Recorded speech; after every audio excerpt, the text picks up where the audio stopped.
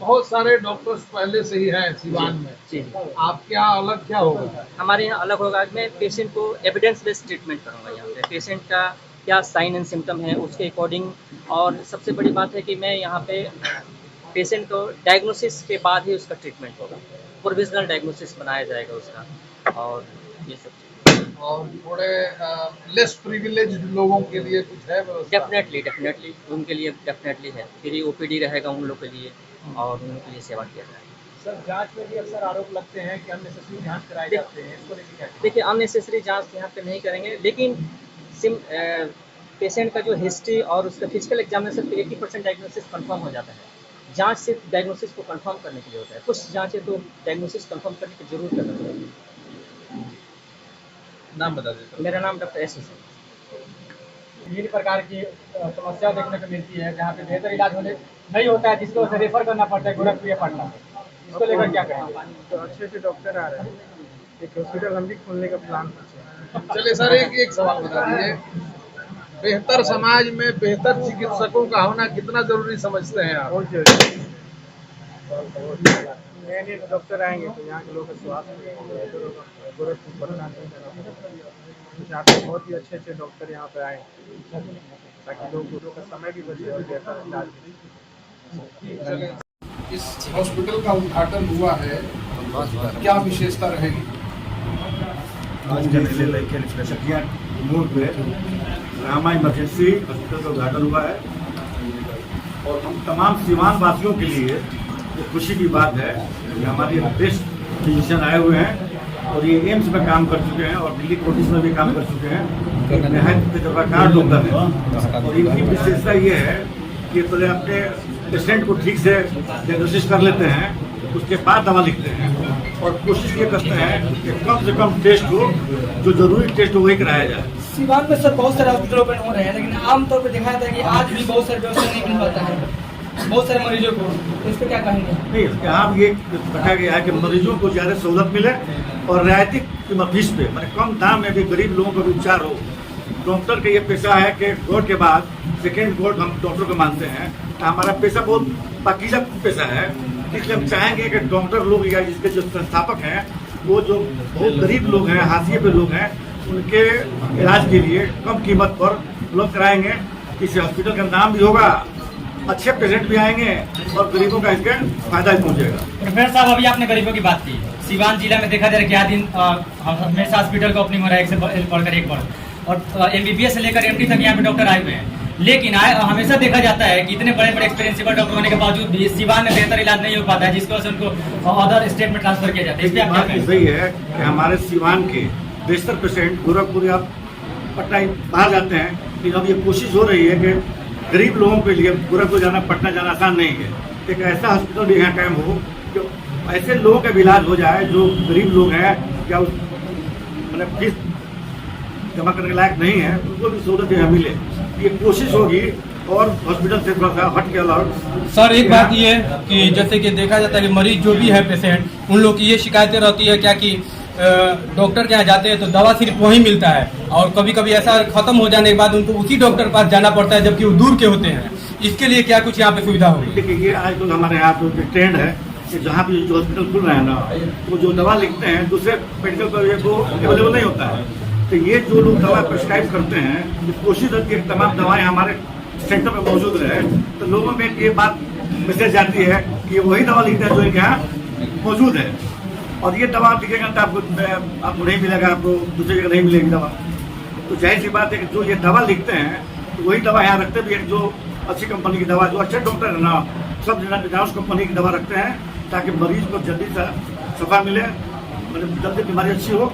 ये सोच कर, अगर ये सोच कर होगा कि आप कमीशन के बुनियाद पर अपने यहाँ दवा रखें, कमीशन 40% लें, तो ये किसी भी अच्छे डॉक्टर के ये नहीं होना चाहिए। डॉक्टर एस हुसैन के बारे में बताया, डॉक्टर जो बैठ रहे हैं यहाँ पे, उनके बारे में बताया थोड़ा सा। ये डॉक्टर एस हुसैन है, ये पहले एम्स में रह चुके हैं और दिल्ली के कोटिस में भी रह चुके हैं, और ये एक अच्छे तजुर्बाकार डॉक्टर है, और इनकी एक खूबी यही बताई जा रही है कि ये कम से कम दवा लिखते हैं और टेस्ट भी वही करवाते हैं जिस टेस्ट की जरूरत है।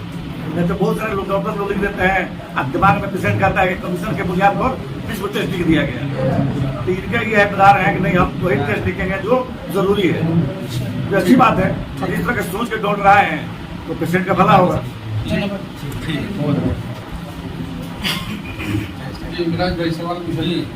सर क्या आप कुछ पा रहे हैं, क्योंकि डॉक्टर्स, हॉस्पिटल, नर्सिंग होम बहुत सारे हैं, लेकिन अभी बताया जा रहा है कि एम्स के बहुत ही बाकाबिल बासलाहियत डॉक्टर हैं, उनके प्रैक्टिस शुरू होने से आवाम को काफ़ी लाभ मिलेगा, आप क्या करें?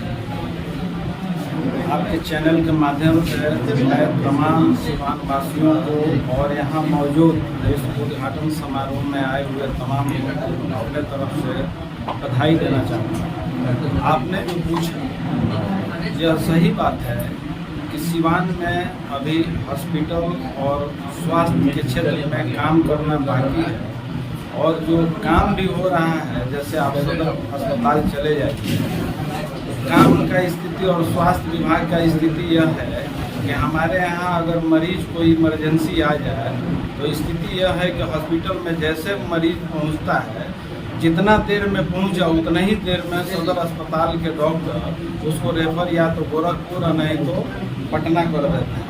और जैसे रेफर करते हैं तो हमारे सिवान वासी जो सिवान के जो मजबूर और जिनके साथ कोई हादसा हो जाता है सदर अस्पताल आते हैं, तो इलाज के अभाव में या तो मसरफ नहीं तो इधर मैरवा पार करते करते मर जाते हैं। यहाँ उचित व्यवस्था नहीं है, सरकार की तरफ से भी व्यवस्था नहीं है। तो इस बढ़ती हुई जनसंख्या आबादी, सिवान की आबादी में अगर एस हुसैन डॉक्टर साहब अगर सिवान को मिले हैं तो सिवान वासियों को सौभाग्य दिया है। इनके द्वारा बेहतर इलाज किया जाएगा। मैं डॉक्टर साहब और व्यवस्थापक से यह अनुरोध करूंगा कि गरीब, बेसहारा, असहाय लोगों का भी सप्ताह में एक दिन फ्री में इलाज करें, मैं अनुरोध करूंगा। मौसम बरसात की है और आसमान के रंग देखकर ये पता लग जाता है कि अब बारिश होने की संभावना है।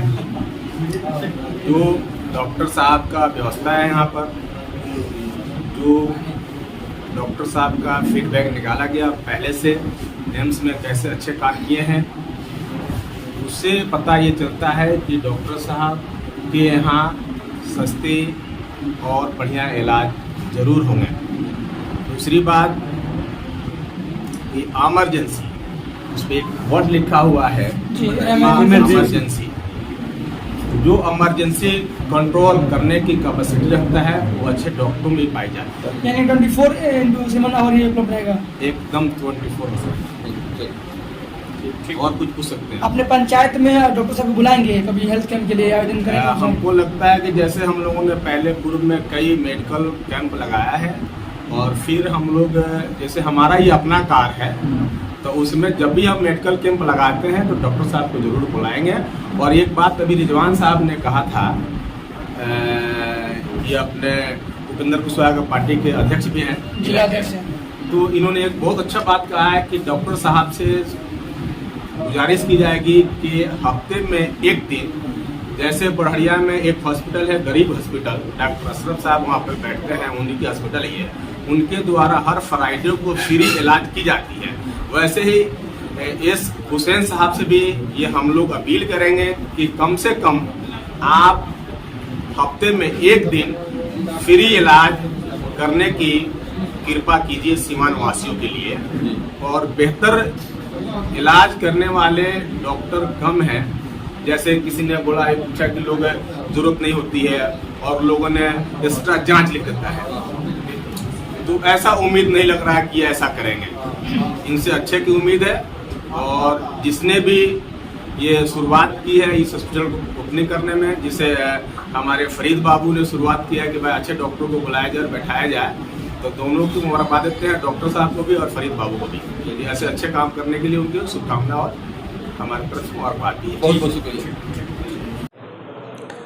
देखिए, इस सिवान में एक बहुत बड़ी अस्पतालों की श्रृंखला में एक बहुत बड़ी पूर्ति हुई है। अब तक सिवान में जितने अस्पताल रहे उन अस्पतालों में आपातकालीन सेवाएं नहीं थी। आपातकालीन सेवाओं का मतलब हुआ कि हृदय रोग से संबंधित और शरीर में और मस्तिष्क में पक्षाघात लगते हैं, उससे संबंधित जो आपातकालीन सेवाएं होती हैं उसका कोई निदान तत्काल देने वाला सिवान में अस्पताल नहीं था। जो भी चिकित्सक थे वे किसी हायर सेंटर को कहीं ना कहीं मरीज को भेजते थे, लेकिन डॉक्टर साहब एम्स के उस यूनिट के सीनियर रेजिडेंट रहे हैं जो नई दिल्ली एम्स में एक अलग ट्रॉमा सेंटर बना हुआ है और एक अलग ट्रॉमा सेंटर के सीनियर रेजिडेंट रहे हैं, और वहाँ पर ऐसे ही रोगियों के इलाज के लिए एक इमरजेंसी मेडिसिन की फैकल्टी होती है, उस फैकल्टी के सीनियर रेजिडेंट रहे हैं और वहाँ से जो विशेषता उन्होंने हासिल किया है उस विशेषता का उपयोग यहाँ करने वाले हैं। तो अगर उस विशेषता का उपयोग यहाँ करते हैं तो जो मरीज तत्काल जान नहीं बचती थी यहाँ, उनका जान बच जाएगा, उनको निदान मिल जाएगा। यह फ़ायदा इस अस्पताल के खुलने से सिवान की जनता को होगा, जो पहले सिवान में उपलब्ध नहीं था।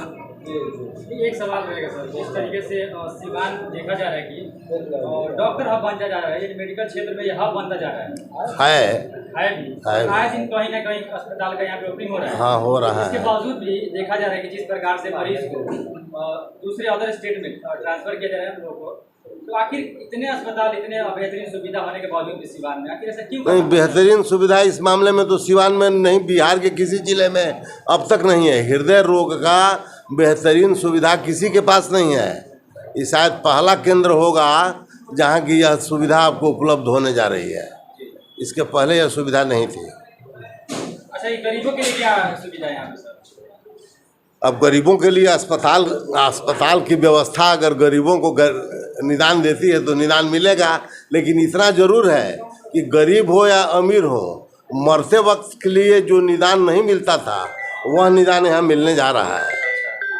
और सर, इसका सपना होता है कि हम बड़े शहर में जाएं, और ये बड़े शहर में से जैसे एम्स बता रहे हैं वहाँ से छोटे शहर में सिवान में आएंगे, इस पर क्या कहना है? इस पर कहना है कि हम लोगों का बहुत सौभाग्यशाली दिन होगा कि डॉक्टर साहब जैसे आदमी एम्स की सेवा को छोड़कर और एम्स के ट्रॉमा सेंटर में पदस्थापित होने के बाद उसकी सेवा को छोड़कर सिवान में सेवा देने आए हैं। अधिवक्ता सिवान।